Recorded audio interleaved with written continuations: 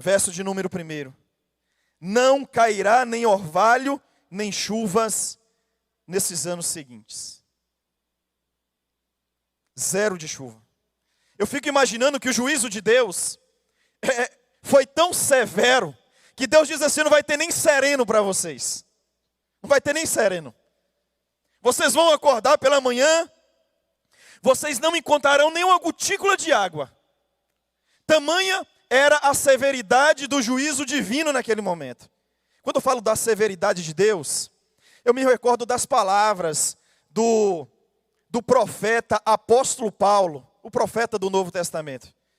Porque assim, eu conheço o pastor Anderson e eu acredito que muitas pessoas também me conhecem um pouco da nossa mensagem. A gente fala muito do amor de Deus, a gente fala muito da misericórdia de Deus, a gente ressalta muito a compaixão de Deus.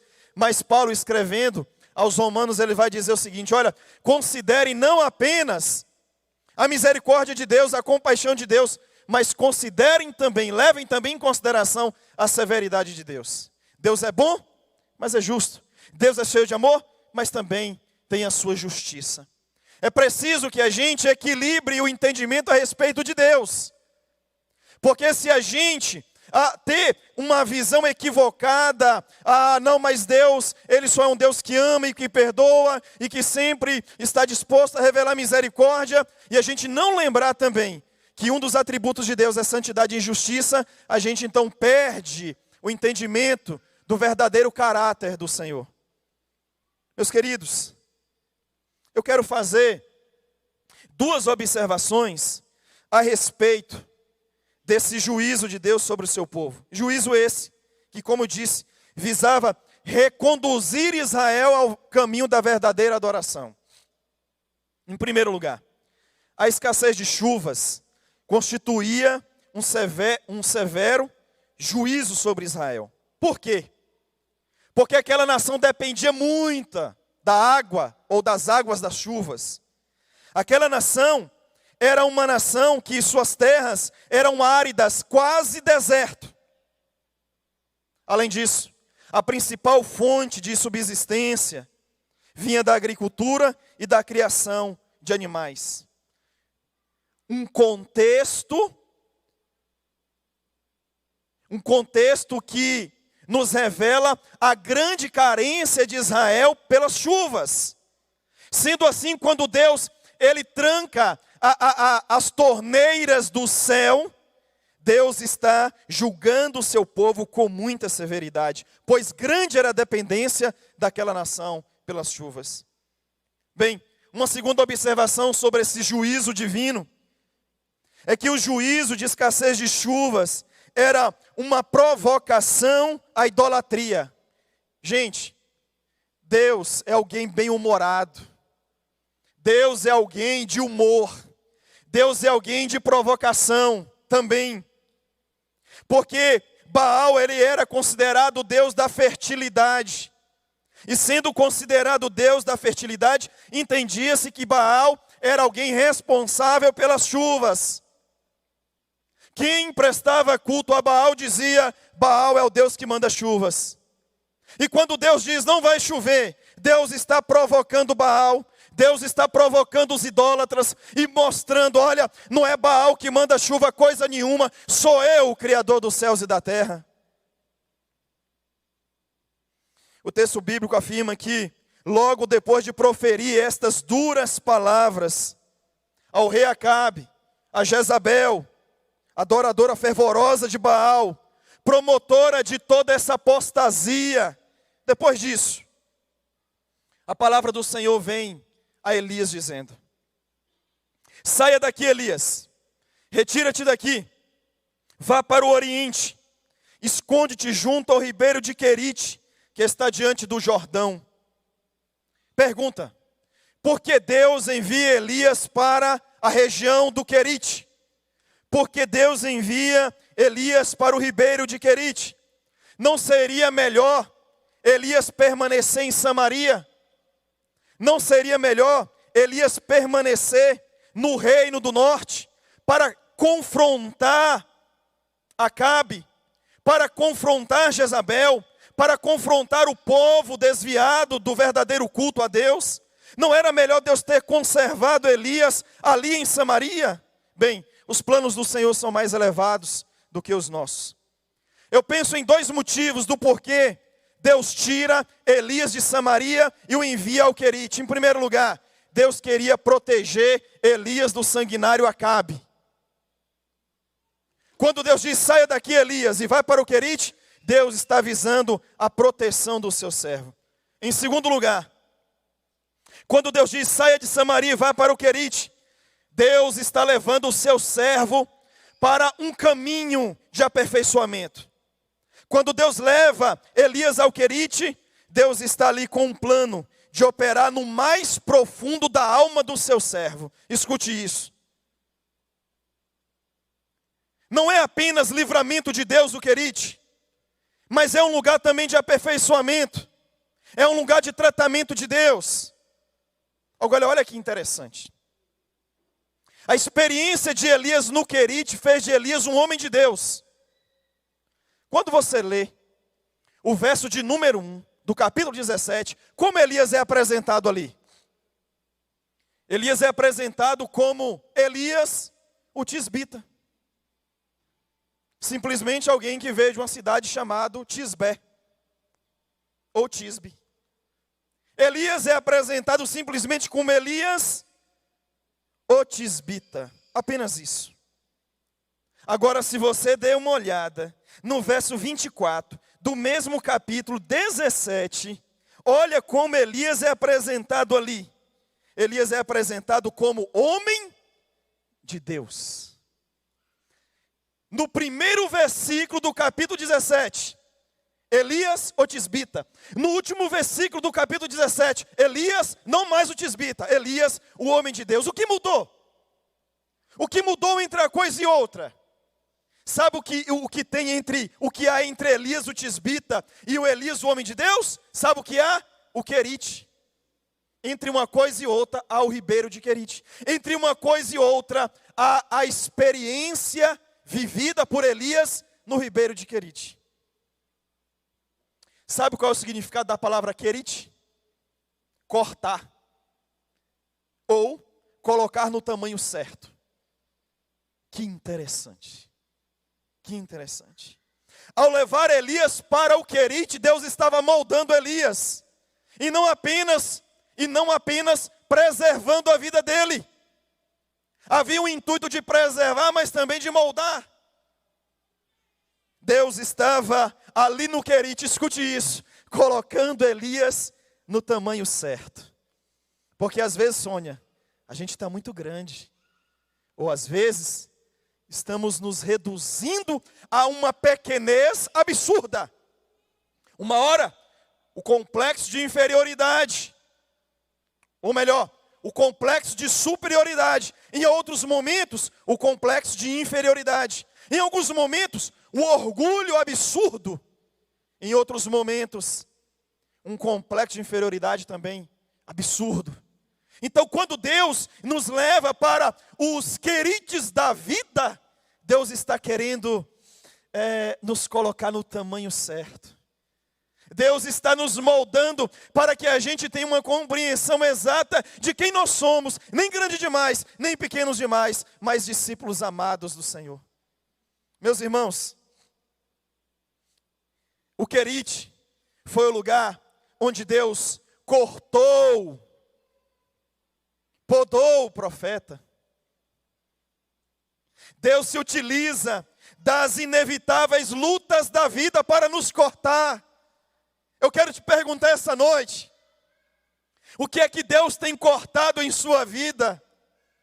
Diante das aflições que inevitavelmente vêm sobre nós, o que é que Deus precisa cortar em sua vida?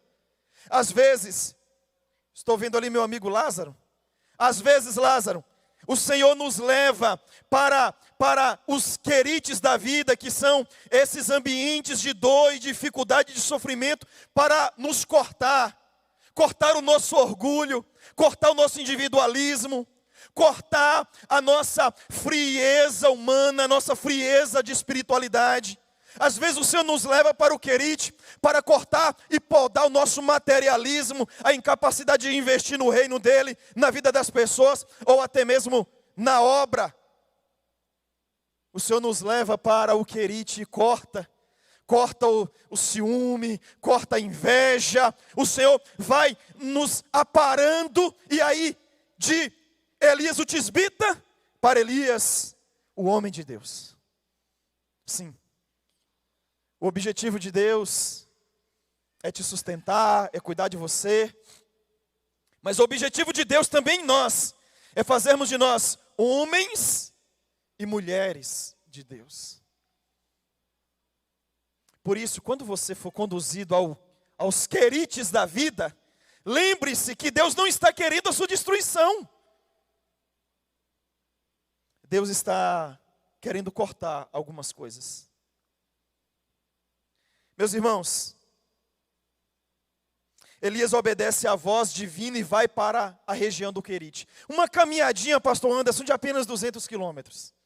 Uma caminhadinha de 200 quilômetros. Samaria ao querite, 200 quilômetros. E ali, Elias vive a extraordinária experiência de ser alimentado por aves.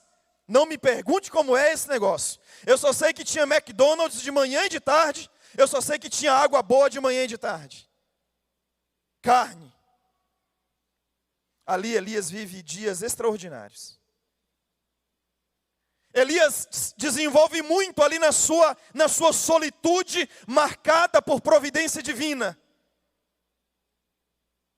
Agora, olha o verso 7, por favor.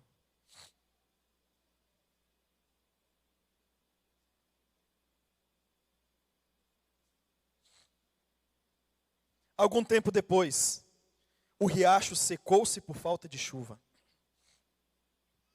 O texto bíblico vai dizer que sucedeu que, passados dias, o ribeiro, sim, o ribeiro que promovia, o ribeiro que era a fonte de água do profeta, o texto bíblico vai dizer que o ribeiro se seca. Charles Swindoll vai dizer o seguinte, que Elias aqui, ele sofre as consequências da sua própria profecia. Ele havia profetizado que não iria chover em Israel, e isso trouxe consequências incríveis para aquela sociedade. A falta de chuva massacrou aquela comunidade. A falta de chuva gerou sofrimento e dor àquela comunidade. Agora percebam, senhores, que Elias, ele sofre as consequências da sua própria profecia, porque toda aquela estiagem fez com que o seu ribeiro secasse. Irmãos, para de achar que as coisas que acontecem no mundo não vai chegar na sua casa. Isso é besteira. Isso é conversa de pregador de televisão. Isso é conversa de quem vai para o YouTube fazer faminha cristã.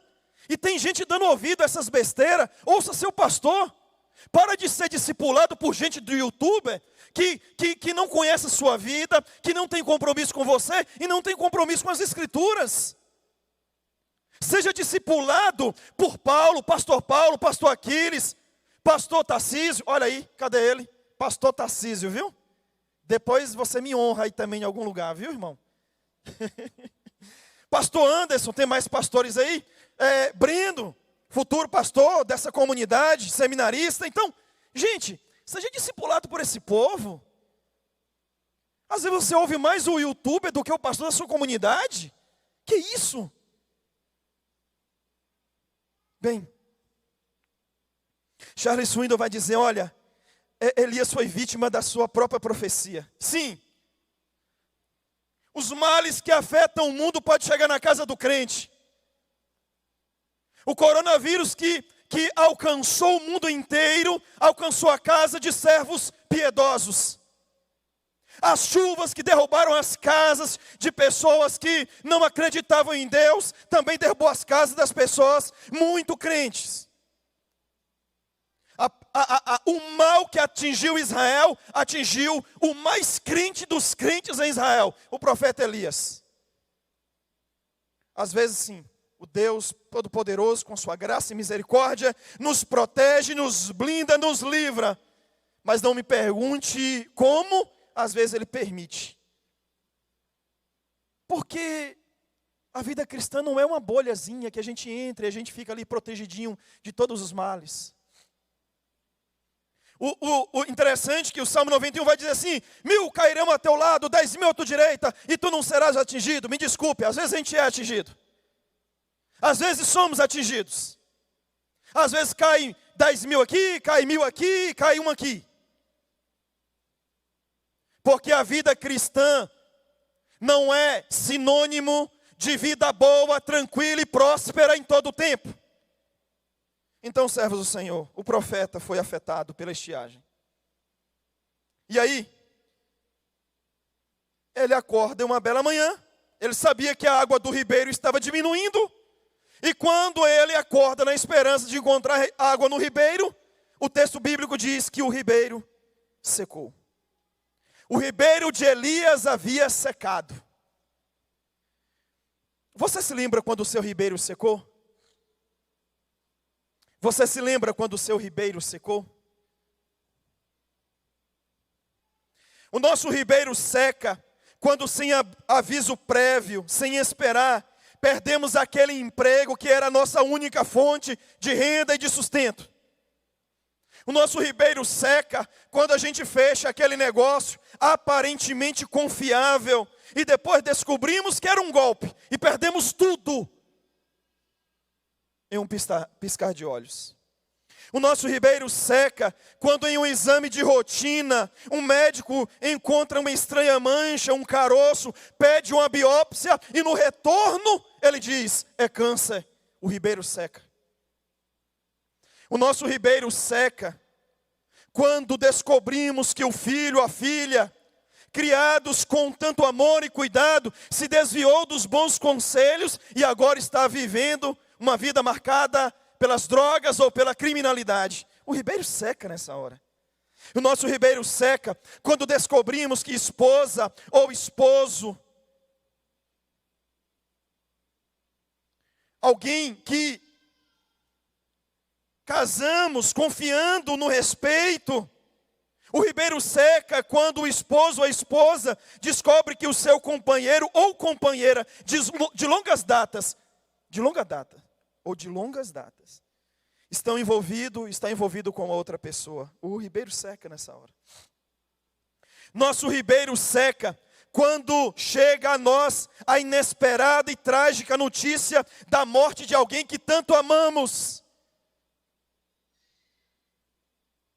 Nosso ribeiro seca quando vêm as fortes chuvas e levam tudo que foi conquistado ao longo de anos com tanto sacrifício. Você se lembra quando o seu ribeiro secou?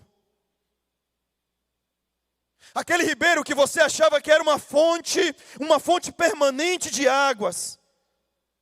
Aquele ribeiro que você pensava assim, não, aqui eu posso confiar.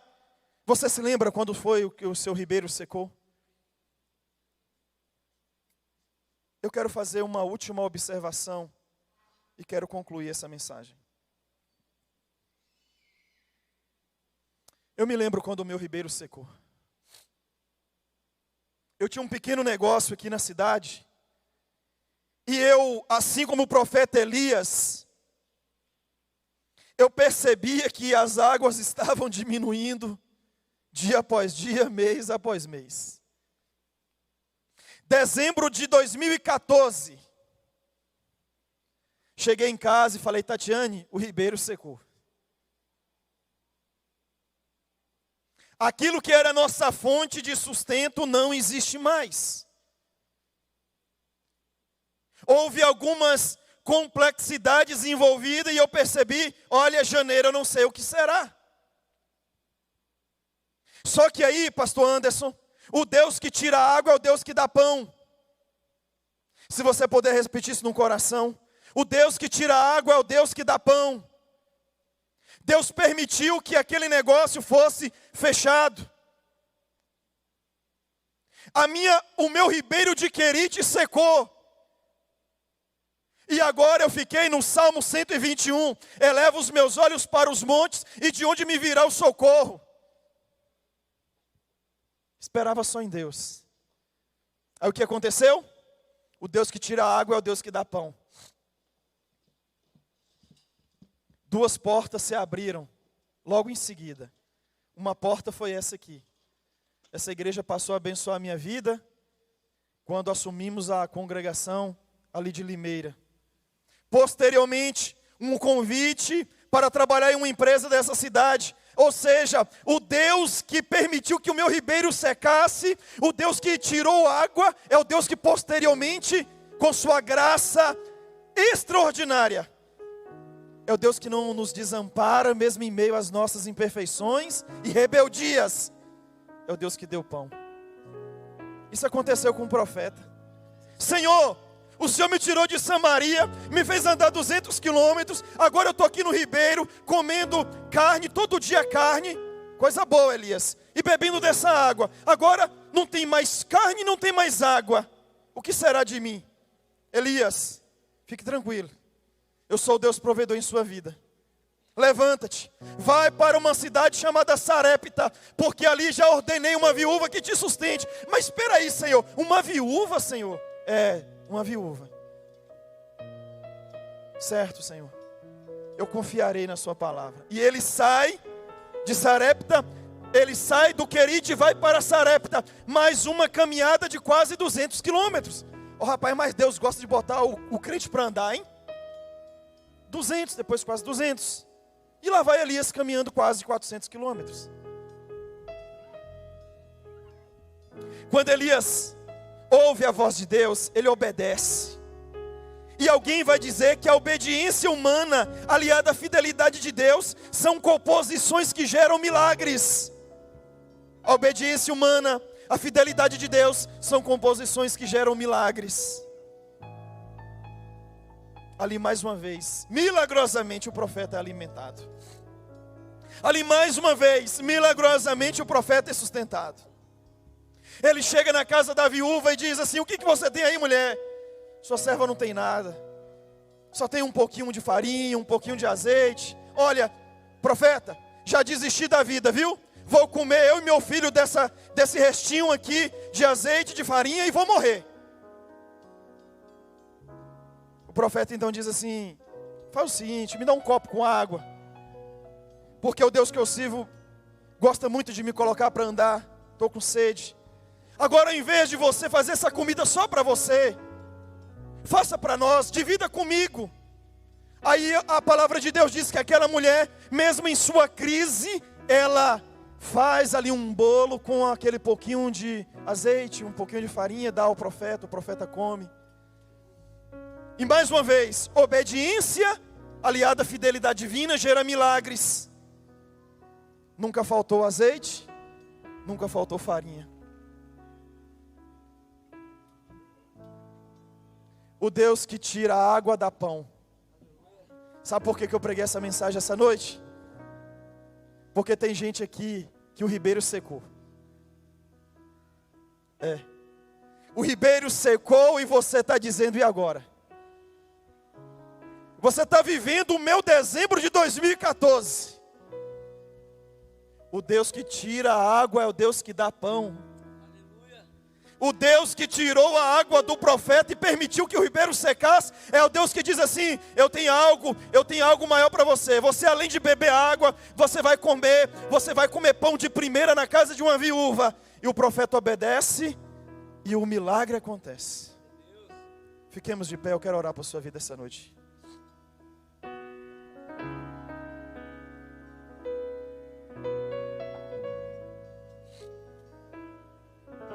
Eu preguei essa mensagem para que o seu coração saia daqui cheio de esperança. Eu prego essa mensagem para que este ano novo seja marcado por um ânimo novo em sua vida. Saia daqui cheio de disposição: eu vou vencer. O Deus que tira a água é o Deus que dá pão. Eu creio na providência divina. O Deus que fecha a porta é o Deus que abre porta. Eu confio na graça de Deus, não nos meus méritos, mas na misericórdia do Senhor, que não falha, que se renova. Senhor, meu Deus e meu Pai, cuida desse teu servo, Senhor. Cuida dessa tua serva que vai sair daqui, Senhor, com o coração cheio de esperança na tua providência, no teu cuidado, no teu sustento, Senhor. Oh Deus, se o Senhor permitiu esse ribeiro secar, é porque o Senhor tem pão ali na frente para o teu servo, Senhor. Nós agradecemos, ó Pai, ó Deus, por tua palavra cantada e falada, que nos renova aqui nessa noite, no nome santo de Jesus. Amém e amém. Deus abençoe a sua vida, meu irmão. Como pôde me amar assim? Como foi que se entregou por mim? Sua vida derramada lá na cruz, imenso amor que me alcançou. Olha só, tinha tudo para dar errado, me livrou das dores do passado, mesmo vendo os meus defeitos, decidiu me amar. Um Deus tão grande, com amor tão grande, me faz alcançar muito além do que sonhei. Um amor tão grande, de um Deus tão grande, fiel pra cumprir o que um dia começou em mim. Como esse Deus pode nos amar assim? Cante. Como pôde me amar assim? Ele se entregou. Como foi que se entregou? Doeu naquela cruz, mas ele venceu. Sua vida derramada lá na cruz, imenso amor. Ele cuidou do profeta, ele cuida de você. Olha só sua vida como é que era. Tinha tudo para dar errado, me livrou das dores do passado,